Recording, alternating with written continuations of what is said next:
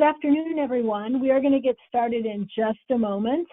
Welcome, and if you hang on tight, we're going to get started in just 1 minute.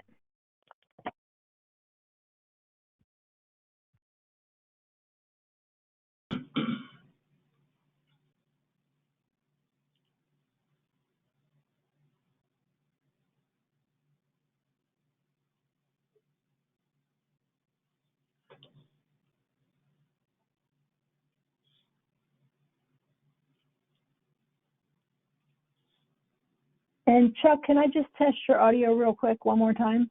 Yep, I also have that box now. I'm good. Okay, perfect. So it sounds like the one minor technical difficulty we were having is fixed. So we are going to go ahead and get started with our webinar. I see a few folks are coming in as we're going, so I may delay this introduction piece for just a minute. Welcome everyone to NCHV, the National Coalition for Homeless Veterans, quarterly webinar series sponsored by the Home Depot Foundation. This is the third in our series of 4. Technically, we're in the 4th quarter. We're a little late with this 3rd quarter webinar. There were several things that were happening at the end of the 3rd quarter, but this is the 3rd of 4, so there is a 4th coming, and we're excited about that. And we're excited for the topic today, which is opportunities for new affordable housing development. We have really some great speakers to talk about what they've been doing in this area. We're just thrilled to have. First, we're going to hear from Burt McChesney from CAAVA, and I'll go through his bio in just a second. Chuck Helgett is also here from CAAVA. He's going to be supporting Burt with questions as well. And then we're going to hear from 2 folks from the Arizona Housing Coalition. We're going to hear from Brad Bridwell and Joan Service. And we're really thrilled to have everyone here today. A couple of housekeeping things before we get into the content and into the presentations today.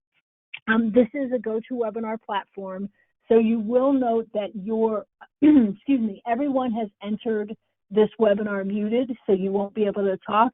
We can't hear you, but we do want you to ask questions. We are going to have some time at the end of the session for Q&A, so we really want to hear your questions. We want this to be a useful webinar with practical tools and information for you. So you will see on the side of the GoToWebinar box, you'll see that there's a little box there that says questions. Whenever the question pops into your head, please just type that in there. Those will come to us, and we'll get to as many of those as we can at the end of the webinar. I also want to point out in that same GoToWebinar platform area, there's a little tab that says handouts. If you click on that, you'll see 2 different PDF documents. These are 2 different things that NCHV has created that connect to the topic that we're talking about today, this opportunities for new affordable housing development. The first one is the QAP analysis, which is really kind of a guide, a how-to of different things that you need to know about tax credits and how to include veterans in the allocation of tax credits, how that's included in different states. And so it looks at each of the states, and you can see the QAP for your state. And I guess that's the second one on the list, the QAP analysis. The other document that's here is the financing guide, and that's going to talk in more detail about some of the kinds of financing sources that we're going to go through in the webinar that our speakers are going to talk about. It also gives some examples of specific products and talks a little bit more detail about some of those things. So both of those documents are there for you to use. You can download them. You can copy them over.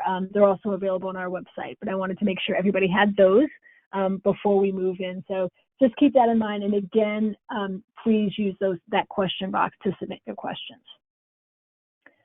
So we're going to start with our folks from CAAVA, the California Association of Veteran Service Agencies. And we're thrilled to have Burt McChesney here. Burt is a board member for CAAVA. He's a retired policy consultant and advocate.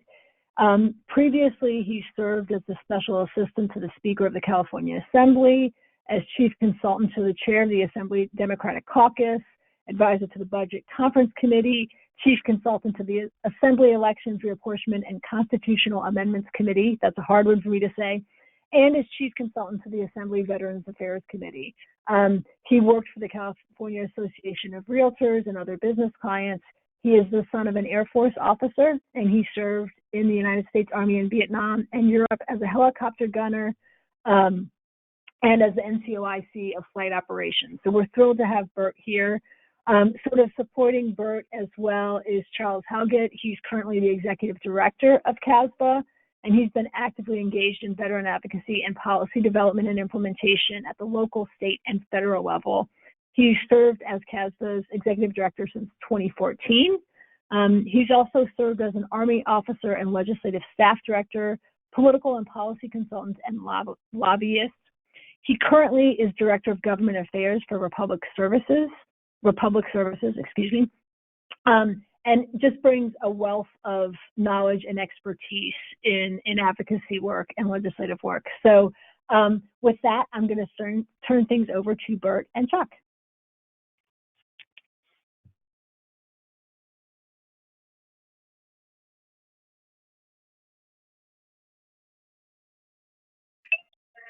You're on mute, Bert. Thank you, Cindy. I'm unmuted now, so and thank you for the generous introduction that way overstated my qualifications and understated Chuck's. But we're happy to be here and happy to share a bit of our experience and how we got some of the accomplishments that we've been able to achieve in California to get some affordable housing funding for homeless and at-risk vets. CAAVA is an association of, I think we're 7 organizations now. We're all veteran service agencies, nonprofits, U.S. Vets, Nation's Finest.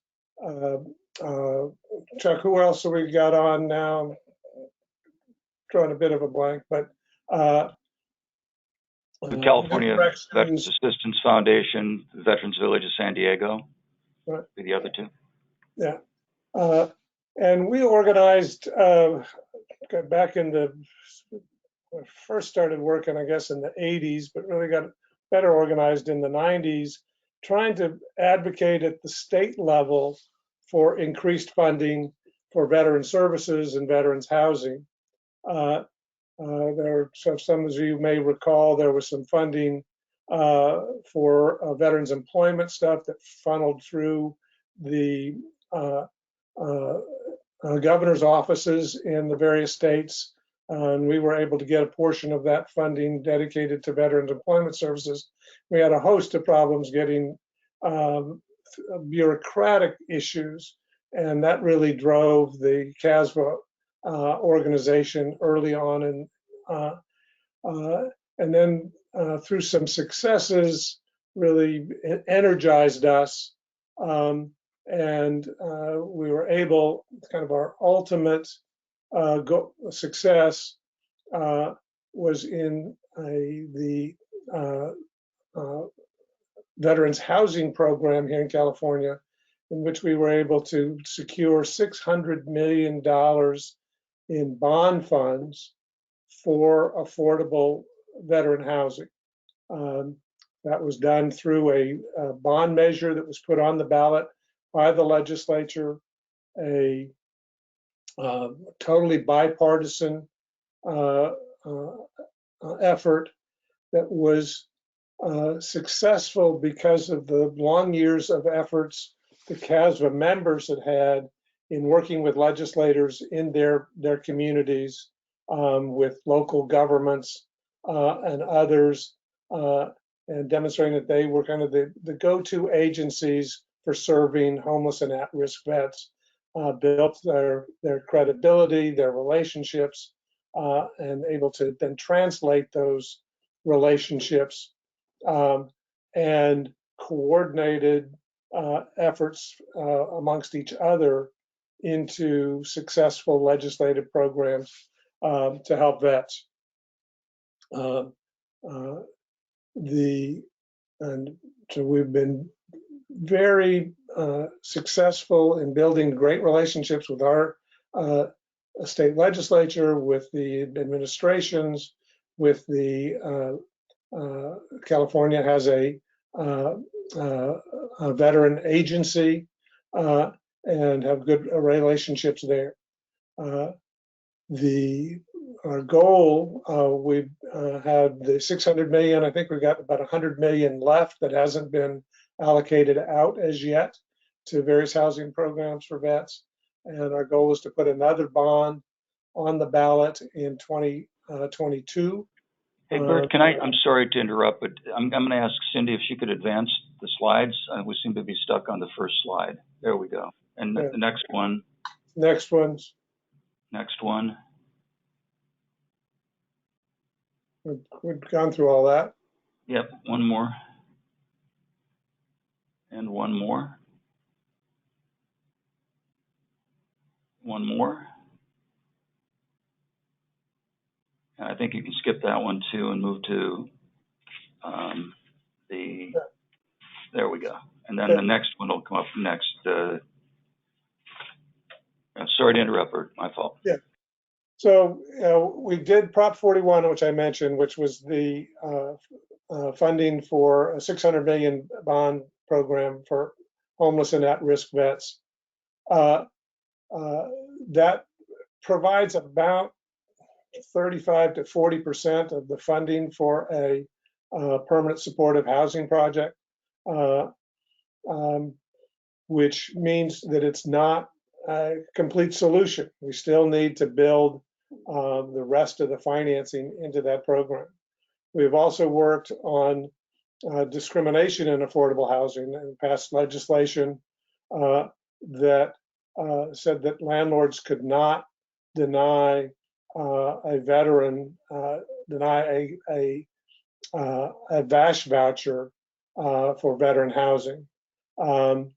We have worked for a program for certification of veteran service providers through the CAAVA, California Department of Veterans Affairs, in which they will evaluate the qualifications and issue certifications for veteran service providers.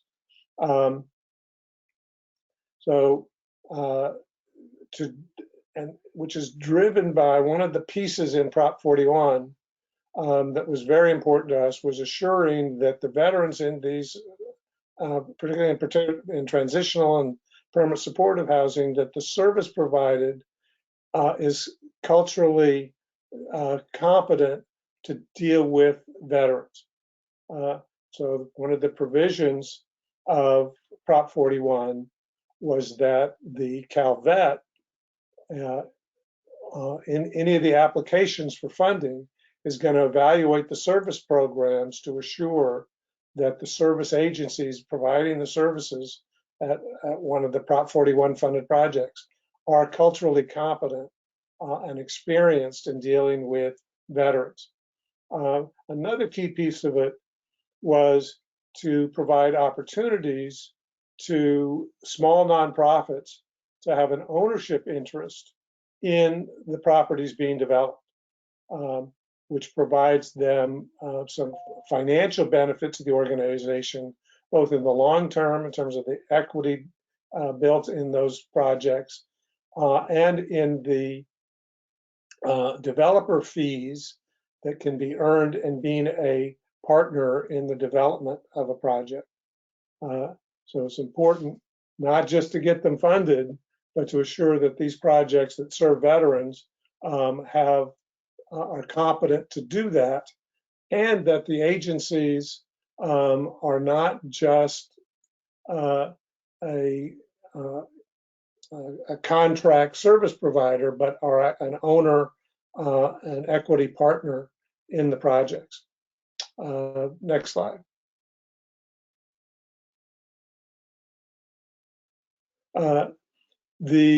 As I mentioned, in getting this done, it was a multi-year effort. We actually had to, going way back, had to overcome opposition from the Legion and the VFW, to using CalVet bond money to fund affordable housing. It was only used in the past for ownership housing. So we were able to expand the uses and use some of the funds to do affordable housing.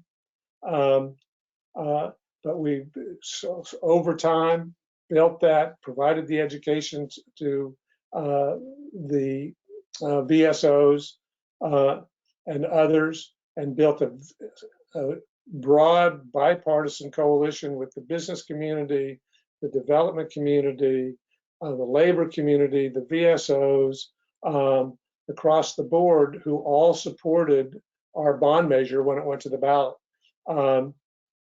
We got 65% affirmative vote on that bond measure, with a very small campaign budget. I think we had $500,000 or $600,000, which in California is peanuts to run a campaign. But we did it as a grassroots campaign, a lot of earned media, free media, and the bill got all the electeds, mayors, county supervisors, legislators, all supporting the program. So we only had one newspaper that opposed us, the Orange County Register, which didn't oppose the funding. They said we shouldn't use bonds for it. So I don't know what they were thinking, but we got 65% of the vote, and going to give it another try in 2022. Next slide.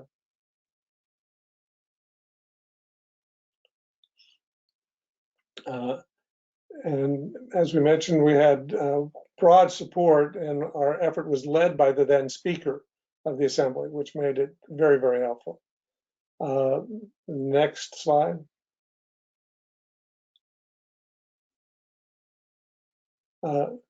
So one of the issues that made this successful is that not only did we include additional funding in a broader housing package, but what brought on big support from a lot of the rest of the housing community, and those who support those in need, was that we broadened the base. We didn't, in our program, sort of cut a piece out of the funding that others were so desperately needed around our state, but we enhanced the pool of resources available, and so that helped eliminate sort of the competitive anxiety out in the community, that veterans were just trying to peel off a piece of the existing pie, but we made a bigger pie, and we wanted to, and as I've mentioned repeatedly, one of the key goals for us was to ensure that the funding of culturally competent supportive services for the veterans in these facilities, and that it maintain that the Veterans Housing and Homelessness Prevention Program, which this was labeled VHHP, remained veteran-centric, that not get diffused into a general support for the broader homeless population. And there's a couple of reasons for that. One is that by having a veteran-centric focus, that it helps overcome a lot of public resistance to homeless housing, by enabling the advocates to argue that it's for veterans, and that helps subdue and silence a lot of the NIMBYs in local communities, and those who would oppose a funding for the homeless generally, is we are able, by making sure that there's a veteran-centric component of a housing package, that the marketing of that package can focus on support for veterans, which draws broad public support that you would otherwise not be able to achieve. So every housing package in California that have passed with big public support, the campaigns for them have always focused on the veteran component of that housing package. With veterans leading the effort to get funding for affordable housing. Next slide. So happy to answer any questions that you might have. We're very proud of the accomplishments we've achieved, but it took a lot of effort from a lot of folks over some time to get that. And we had a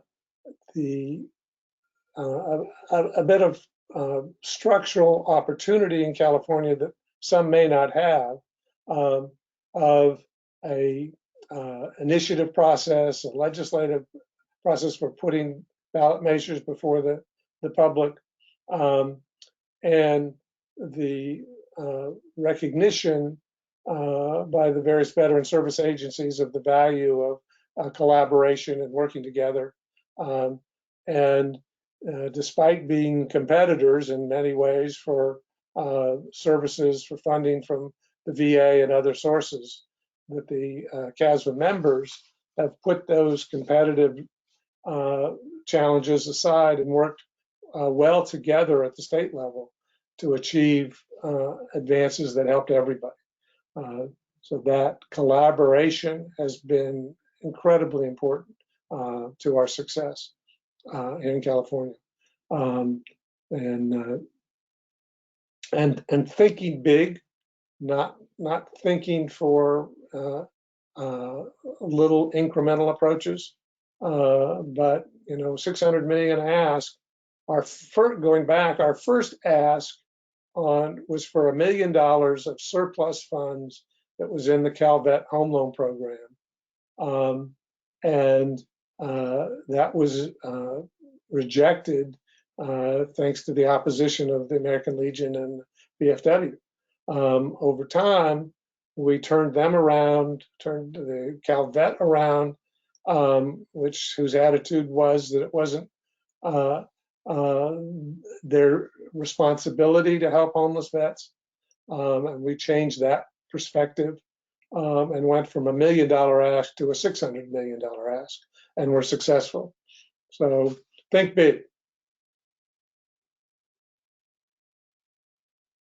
Thank you so much, Bert and Chuck. We do have some questions coming in, but we're going to hold those until the end and move into our second presentation. And for this, we're going to have Brad Bridwell. Brad is currently the Director of National Operations for Cloudbreak Communities. He has over 21 years of experience working with homeless individuals, and almost the last 20 specifically in assisting homeless veterans to reintegrate back into the communities. In his current role with Cloudbreak, he's developed over 3,000 units of housing for veterans. He also previously was employed as Arizona's first homeless veteran service coordinator at the Arizona Department of Veteran Services, and was responsible for bringing together stakeholders to create, implement, and evaluate the state's efforts to end homelessness among veterans. He's been a key leader in all sorts of things going on, including implementation of the 100,000 Homes campaign, innovating housing first models, you name it, Brad has done it in Arizona. And Brad is also, I believe, the incoming chair of the Arizona Housing Coalition. I think that's correct.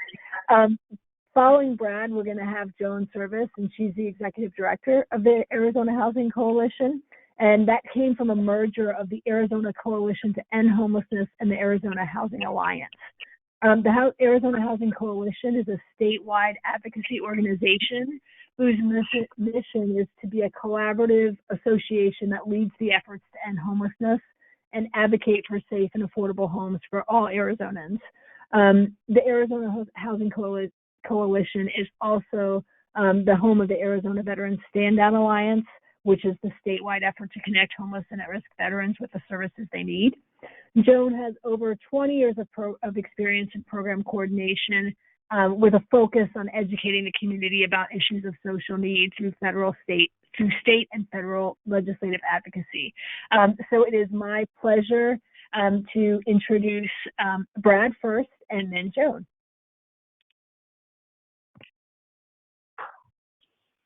Well, hello, everybody. This is Bradford. And as said, I'm the Director of National Operations with Cloudbreak Communities and the incoming chair of the Arizona Housing Coalition. And you can hit the next slide.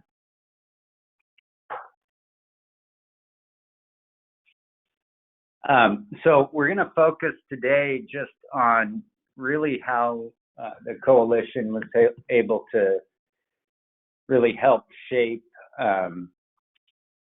creating Arizona to be a very progressive state in regards to development of affordable and low-income housing for veterans, specifically homeless and at risk.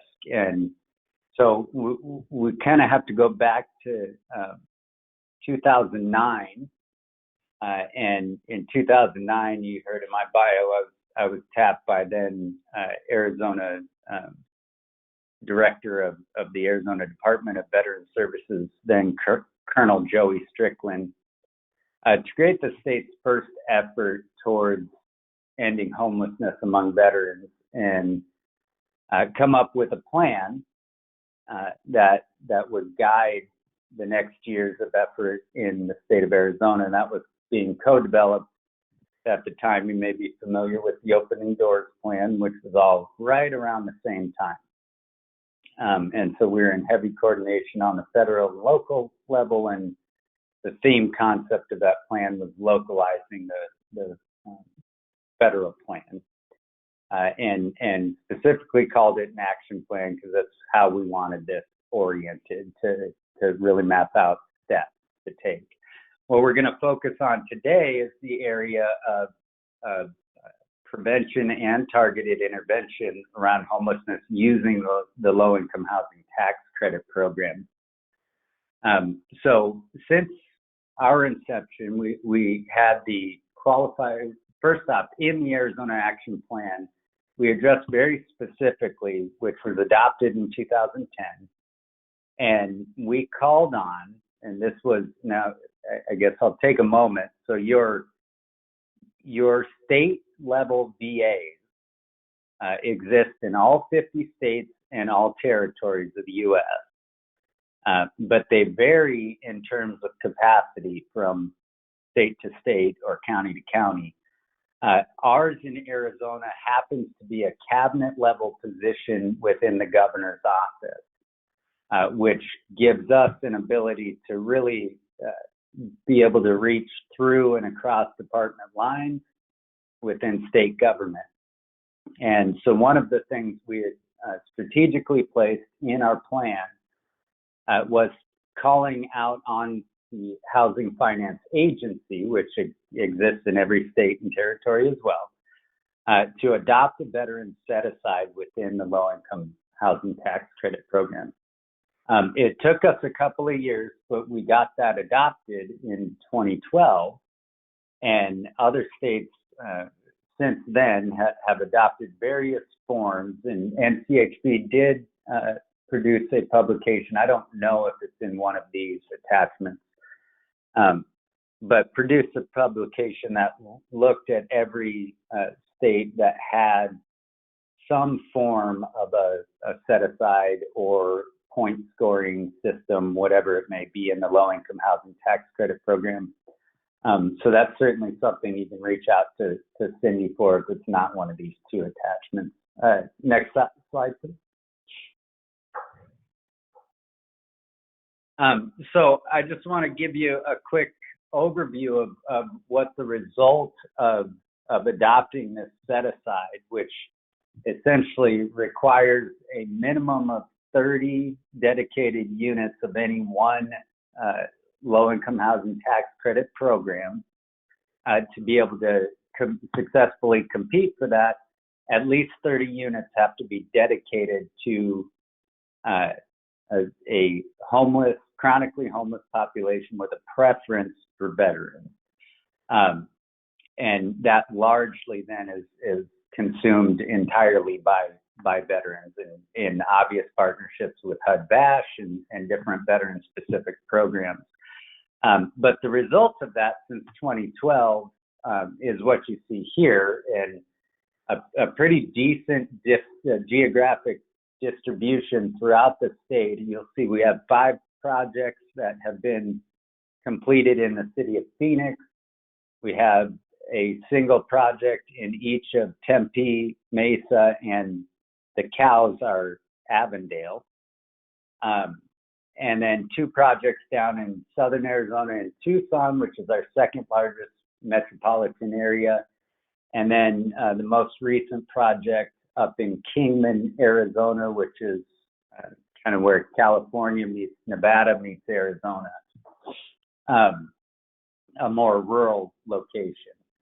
And what you'll see there is the total unit development as a result of this set aside of 701 total units. That's the total size of the different LIHTC projects, the low-income housing tax credit programs or projects, and then the number of dedicated units. So I told you that the minimum requirement was 30, but you'll often see providers elect to do more within their projects, all the way up to 100%, such as developers such as ourselves. And so the net result is actually 73% of those total units end up consumed and dedicated towards ending homelessness among veterans. So, and then total investment of that, the total investment of credits into all of those projects comes up to $146 million that's flowed through to veterans in the state using an existing program we all have in all of our states. So next slide, please. So I just pulled back a quote from Eric Shinseki, who was VA secretary at the time in 2009, that, it really marked a shift from the idea of managing homelessness among veterans to ending homelessness among veterans. It was a very exciting time. Coalition did just a ton of work with the federal level and trying to explore all the different ways that we could come up with not only very targeted interventions, but also our universal protection. So this strategy of the set-aside is really part of trying to transform low-income housing tax credits from pure universal protections to targeted interventions. And what I mean by that is universal protections for people are things like unemployment insurance, affordable housing in general. They're not specifically targeted to prevent the occurrence of homelessness necessarily. It's there simply to have a layer of protection, but may or may not get used to actually specifically prevent somebody from experiencing homelessness.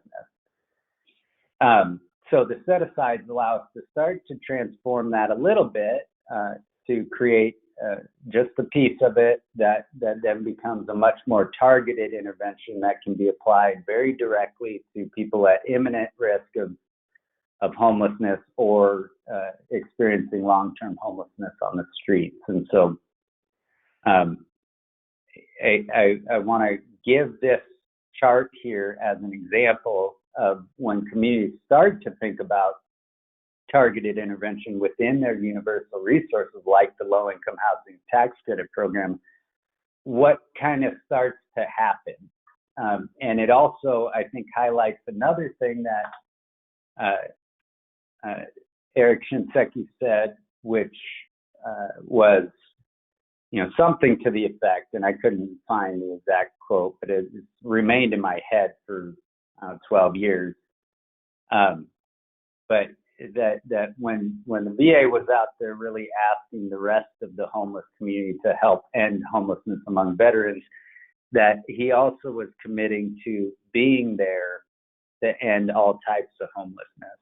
And this is an example of what that might look like, does look like when we start with veterans, and how that starts to bleed over to all types of homelessness. And so the chart here to your right, you'll see prior to adoption of this veteran set aside, that's the list of projects funded under the tax credit program the year prior to adoption. This is a very typical list you'll see in low-income housing tax credit programs. It's primarily family seniors. And you'll see that kind of over and over. It's the driver of most low-income housing tax credits.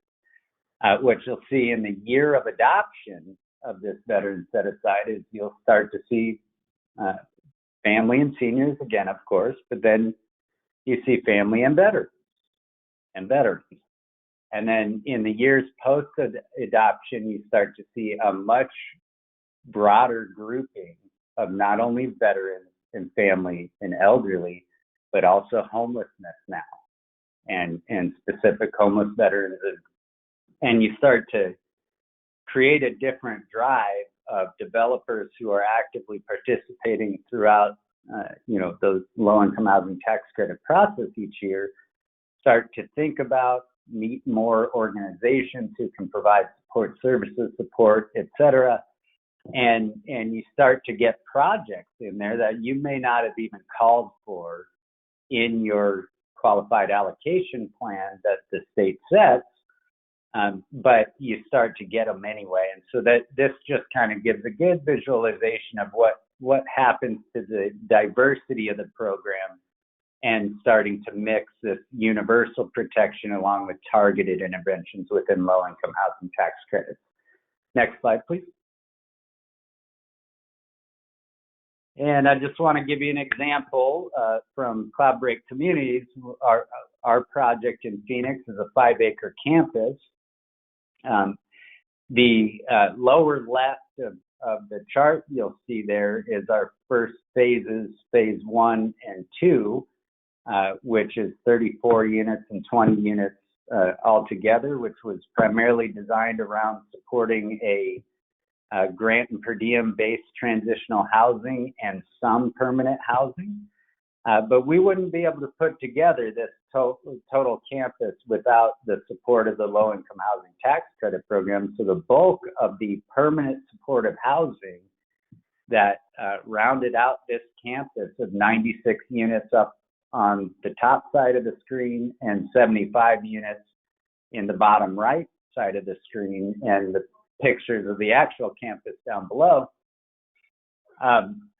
may not have happened, certainly would not have happened on the same timeline that it was able to happen without these set-asides, because the set-asides do reduce competition for those special needs providers who are trying to develop a very specific type of housing. And so you'll see this 5-acre campus producing now 225 units, and those 171 units between our phases 3 and 4 were directly from the set aside in the low-income housing tax credits.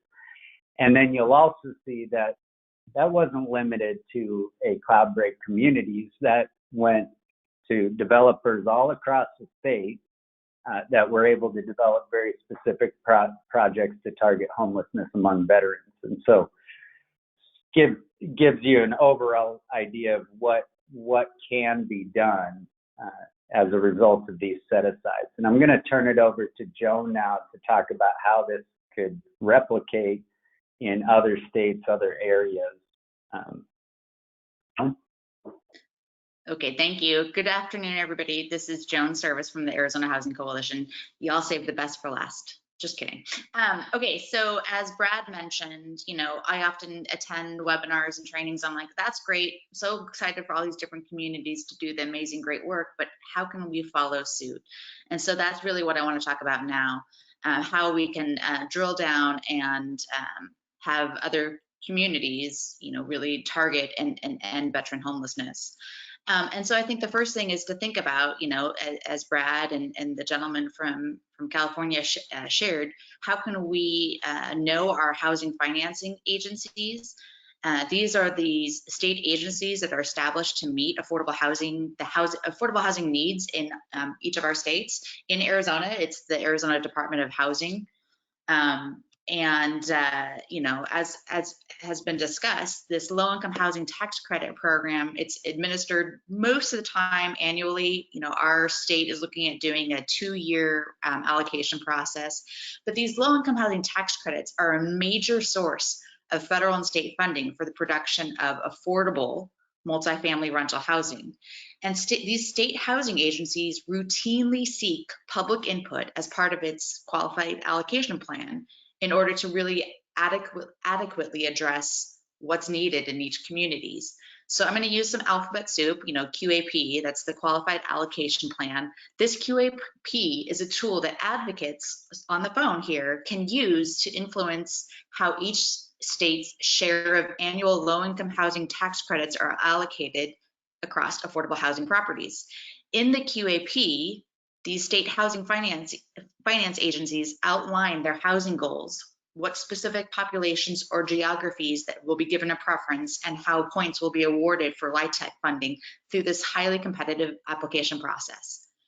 Equally important is to be familiar with the continuum of care process, the continuum of cares who administer another competitive round of funding, which is the homeless assistance grants. Each state has a continua of care. Oftentimes it's more than one regional or local planning body. In Arizona, we have 3 continua of care. And in Arizona, we receive about $46.6 million in HUD homeless assistance grant dollars. These dollars are distributed, obviously, to the local nonprofits providing support services to end an individual's homelessness. In an ideal world, and for the most part this is the case, it's the homeless assistance grants that are often coupled with housing projects to provide wraparound supportive housing options. But this is something that, we at the Housing Coalition, we'd like to see a better alignment and better coordination between HUD. I mean, I'm sure we all can agree that we'd love to have better alignments of systems, but a better alignment of the HUD homeless assistance grant funding as part and parcel with the low-income housing tax credit process.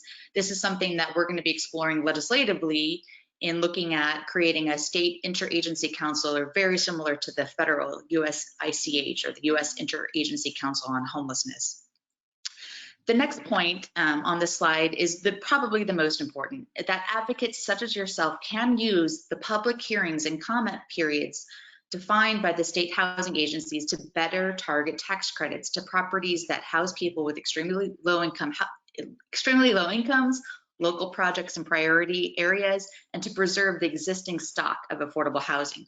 This is where you can advocate on behalf of veterans experiencing homelessness and ask that your state housing finance agency make the changes that would result in a more affordable and supportive housing to your community's efforts to end veteran homelessness.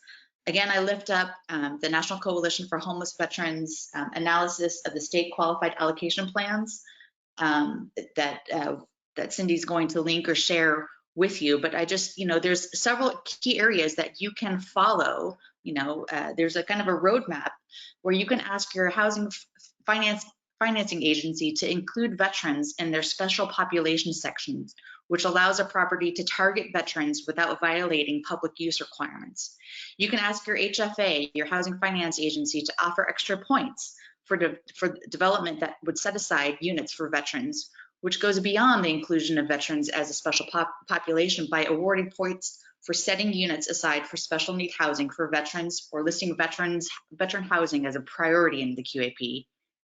You can advocate that your housing financing agency has a veteran occupancy priority for veterans, which helps a veteran household if that rental application happens to become waitlisted. And admittedly, when you read over that NCHV document, you might see a state highlighted, admittedly, this is a bit of a flex.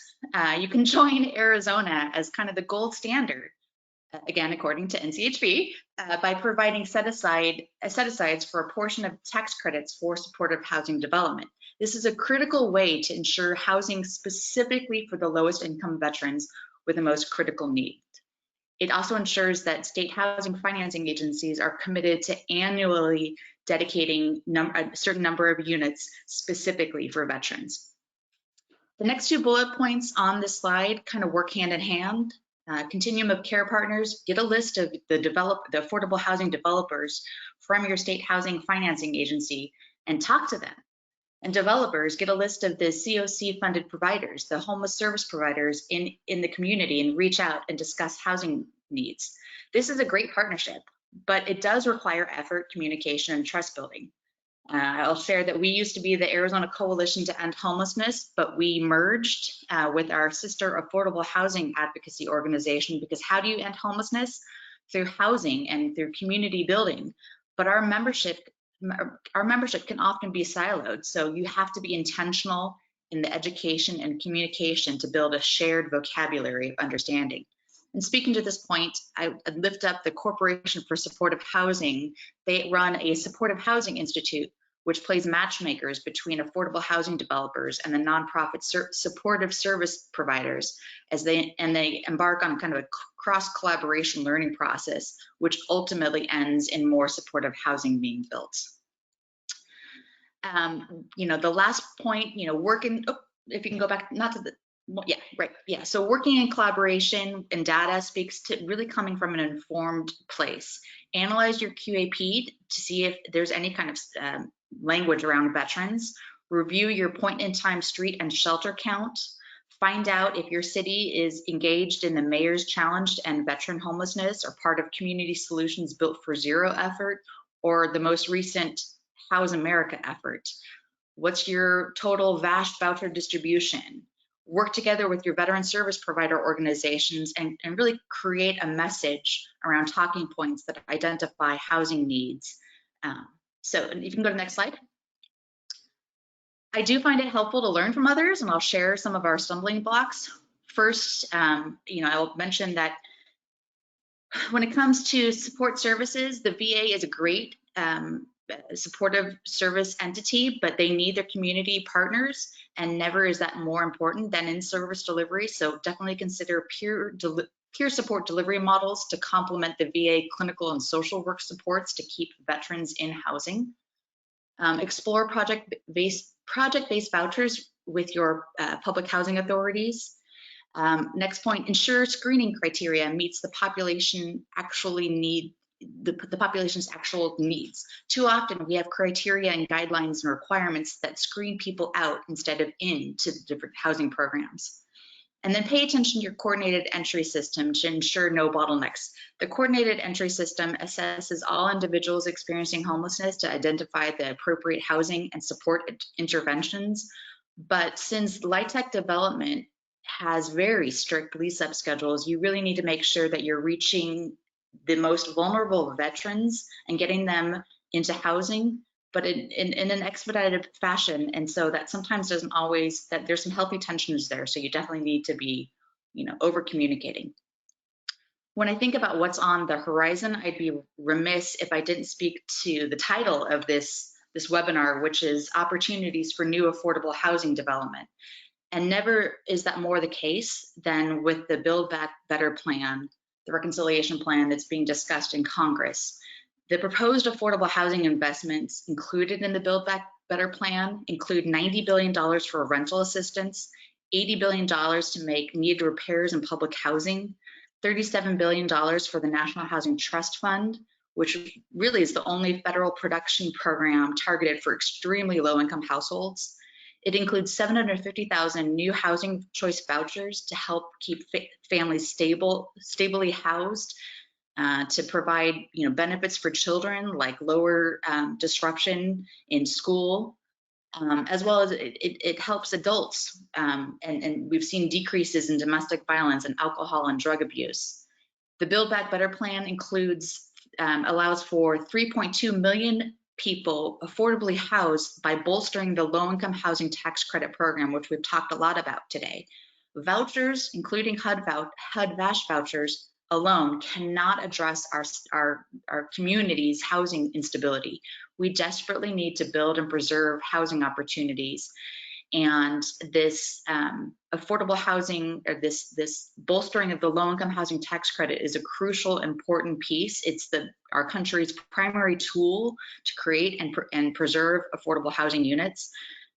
If it's included in the Build Back Better plan, it would create, the financing alone would support more than 2 million jobs, nearly $235 billion in wages and business income, and $81 billion in tax revenue, as well as house 3.2 million more people. And so frankly, this Build Back Better plan is the largest infusion of affordable housing resources in history. If there is, and I know Congress, we're from Arizona, so we know any reduction to the Build Back Better Act we need to make sure if there is any reduction, it doesn't come at the expense of proven housing solutions for those with the greatest needs, people and veterans experiencing homelessness, and people with low incomes. I urge you all to reach out to your congressional leaders to use this once-in-a-generation opportunity to prioritize investing in decent, accessible, affordable housing. The last bullet point, I'll just share that if the Build Back Better plan stalls, there is an independent piece of legislation, the Affordable Housing Credit Improvement Act. It bolsters and expands this federal low-income housing tax credit program, which again is so crucial and so instrumental in addressing our affordable housing challenges, not just for veterans, but across our nation. And with that, if you can go to the next slide, that's our contact information. We're happy to answer any questions. Great. Thank you so much, Brad and Joan. Great presentation. Folks, keep entering those questions in. We have a few, so we're going to go ahead and get started. The first question is actually for Chuck, and it's sort of a two-part question. The first part of the question is, how long did it take you to go through the whole process for Prop 41? That's sort of part one. And then part two is a specific question around whether tiny homes are actually eligible for Prop 41 funding. Thank you. Good questions. The building the process for Prop 41 took us about 3 years. And I think it's also informative to say that we've started 2 years ago to try to refund the program, because I think, as Bert mentioned, we're getting down to the last $100 million, and clearly we haven't solved the veterans housing issue in California. We started that 2 years ago and have run up against some obstacles, primarily because the people who are running the broader housing bill legislation, bond measure, want to include us in that measure. So that's good news, but the bad news is they haven't been able to move the broader housing measure, and so we've been kind of stuck in neutral. So we're putting together a broader campaign this year, and hopefully we'll get it done, and it will have taken us again about 3 years. On the latter question, there is some opportunity for tiny homes, I guess, is the example, but condos are included. We had run a bill early on to allow that to happen. So they're typically, though, the housing projects we see that we've done, that CAAVA has been involved in, have not included any of those types of projects. Great. Thank you so much, Chuck. Next question is for Brad and Joan, one of you, I'm not sure which one. But it's a question around when you were going through the process to sort of highlight the need for the low income, for the LIHTC designation. What were the key points that you made to sort of build your case for making that process? I'll let Brad take that one. Yeah, so, one of the things that we had done, which was strategic and created a sense of buy-in throughout, was we held multiple summits collecting all of the providers across the state, gaining input for the plan itself, so that by the time the plan was was adopted, we had that public support. But then we also, as Joan was talking about, these public commentary areas, we were able to move that audience to then become parts of those public meetings and the, different hearings that the housing finance agencies have, and make that public support known for the need for targeted housing. We also were just coming out with the HUD-VASH program. It was just getting restarted and built back up. And so we had a variety of initiatives in different areas that we could leverage, really talking about the need for it. Everything from, working with the 100,000 Homes campaign and doing our Project H3 and H3 Vets, gave us the list of the most vulnerable veterans out in the community, and we were able to use that to leverage support. And then on top of it, because our Arizona Department of Veteran Services, or our state VA, is a cabinet level position in the governor's office, it was very easy for our director to turn around and make that direct request of his counterpart over at the Arizona Department of Housing. And even though it took 2 years, 2 years really isn't a very long time in the scheme of things. So it was very quickly adopted. And I can tell you, there was never a low-income housing tax credit developer in any of those spaces, in any of those meetings, that ever thought this was a bad idea. Great. Thank you so much for that, Brad. I want to make sure I didn't cut you off. I thought maybe you were going to say something else. No, that's all I got on that. Okay, perfect. We have another question for Chuck, for CAAVA, and this is around any advice for someone to think about how they can align their state funding with other federal funding opportunities to really maximize the opportunities that there are for veterans and for affordable housing for veterans, based on your experience with Prop 41. Sure, good question. We have typically relied primarily on this for the housing side of the bond measure of the VHHP program on the state pool, and in terms of leveraging it, we've always kind of looked at how we could better leverage supportive services, because the VHHP program doesn't allow us to use the funding. It has to be for housing. It can't be for supportive services. So that's always been our gap. And so, the federal funding programs then for supportive services have been instrumental and we've tried to leverage. I know the project-based VASH and those types of programs have been important for us from a supportive services perspective. But at this point, I really don't have anything that I could offer in terms of leveraging the housing side of it, because we weren't getting funding from that perspective. We decided that we needed to push through something that was focused from the state level. Great, thank you so much, Chuck. I see we're at 3 o'clock, so I want to be respectful of everyone's time, but I would like to ask, and this is a question more from me than from the audience, but trying to sum up some of the audience questions that have come in that we haven't had time for, is for both you, Chuck, and then Brad and Joan, one or the other of you. And I know, Joan, you did a great job at the end of being practical. What can folks do? But if you had to give advice to someone who is really just starting out in this process and feels overwhelmed by what they're trying to accomplish, any sort of last minute, sort of tip, trick, something that you can say to them as those folks are feeling, we're getting a few folks who seem a little bit overwhelmed by the vastness of what they think the process is. So maybe first to you, Brad and Joan, and then Chuck, you can finish it out. This one I'll take, Cindy and Brad, if you're okay with that.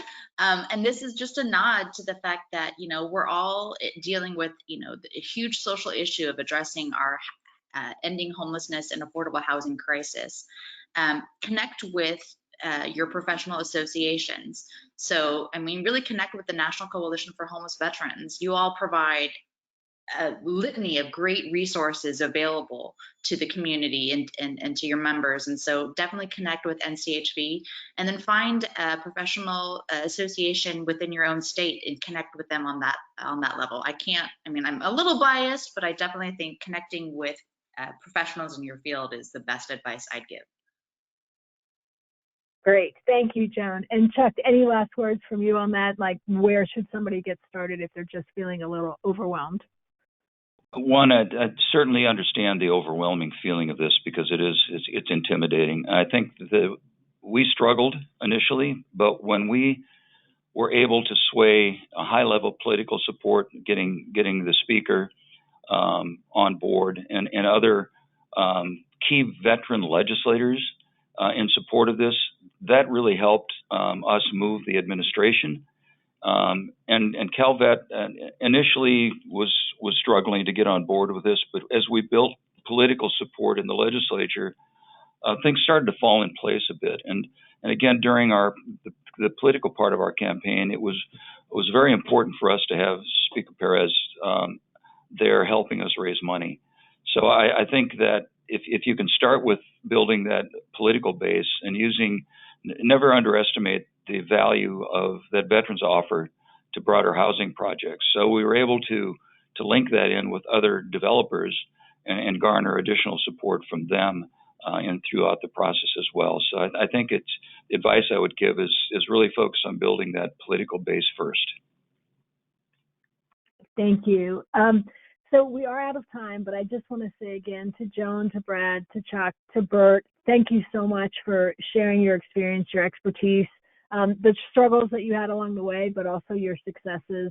We appreciate your time today, but also all the work that you have done and continue to do to help find affordable housing and help create affordable housing for our veterans. Also, I want to thank the Home Depot Foundation for sponsoring this webinar series.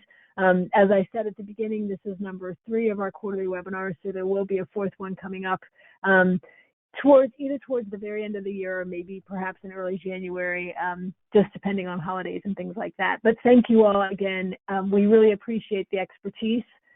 There will be a recording available of the webinar once it's done, if anybody wants to watch it later. But again, thank you all, and have a great rest of your day.